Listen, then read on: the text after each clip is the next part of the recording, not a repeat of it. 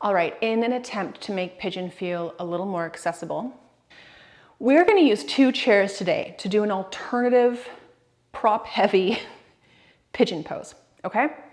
So we're going to be sitting in one chair towards the edge of it. You kind of want the one hip and bum cheek hanging off of the seat enough that your leg can move back behind you, okay? You're going to be using your opposite hand to hold on to the other side of the seat so that you don't just fall off. Obviously, chairs with arms are not conducive here. The seat in front of you, you can figure out how close to you it needs to be, if it needs to be a little over to the side one way or the other. But that's where one leg's going to come up in a pigeon-like front leg position. Okay, my seats have scoops, so I'm going to have my foot on the lower part of the seat. So one leg's in the front leg pigeon-like position.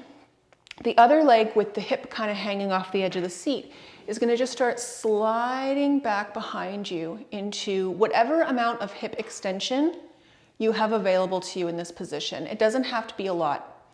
We're not necessarily trying to recreate the exact depth of a pigeon pose or position of a pigeon pose. We are simply trying to practice one leg in front rotated out quite a lot because we haven't done this much rotation with one leg doing one thing, the other doing the other. And just beginning the process of starting to send that leg back. All the while, your torso is upright, kind of like it would be in pigeon pose. Okay? So it's kind of funny, but it does work. It is a way that you can do pigeon seated and just start playing with the 2 aspects of this position. So I'm going to come forward on my seat. I'm going to get my other hip kind of hanging off the side.